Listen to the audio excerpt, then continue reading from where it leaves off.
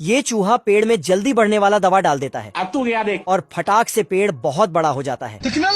लेकिन इस भालू को कुछ भी पता नहीं चलता है, इसीलिए एक डाली तोड़कर जाने लगता है। लेकिन तभी बाप रे! तो साला चूहा नीचे ईंट और सीमेंट से एक आग सेकने का चूल्हा बना देता है। करे भाई।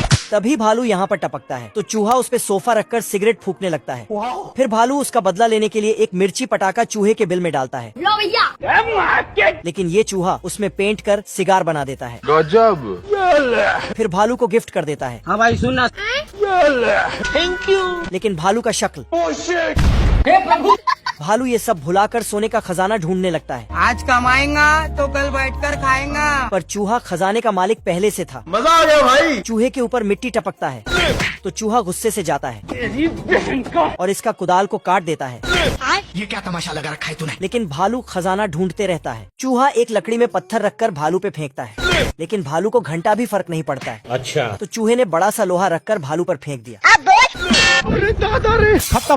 Bye bye tata. और फिर साला भालू अमीर बनने के लिए फिर से खजाना ढूंढने लगता है। तो चूहे ने इसके पीछे एक मशीन लगाकर सारा मिट्टी इस पर ही टपका दिया लो भैया। Good bye. और एक सुरंग बनाता है अब देख तू।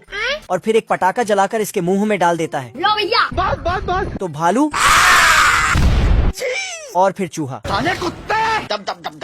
साला भालू भी चूहा बन के उसके पीछे भागता है। अबे जाता कहाँ है साले? लेकिन तभी हे प्रभु। उसके बाद भालू तो सच में चूहा बन जाता है और जमीन खोदकर खजाने का बक्सा बाहर कर लेता है। गजब।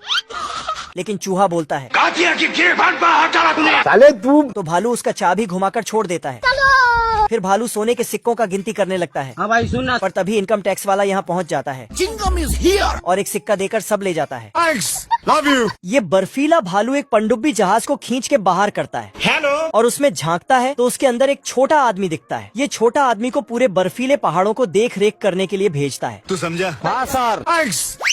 बाप रे। लेकिन ये साला अपना दूरबीन को भालू और पेंगुइन के घर में बाहर कर देता है और इनका चादर भी गायब कर देता है। किधर है? तो पेंगुइन नींद से जागकर चादर को बाहर लाने चला जाता है। लेकिन पेंगुइन को कुछ समझ नहीं आया ये ऊपर कैसे गया। पेंगुइन फिर से सोता है तो ये आदमी भी फिर से उसका चादर गायब कर देता है। तो पेंगुइन फिर से उसे लाने बाहर जाता है। तभी भालू का नींद खुलता है और जाके बोलता है, अरे मैंने कुछ नहीं किया। फिर जब भालू सोने जाता है तभी दूरबीन निकलता है और फिर से आदमी को खूब गुस्सा आता है। तो फिर भालू आदमी का हालत खराब कर देता है। बाप रे।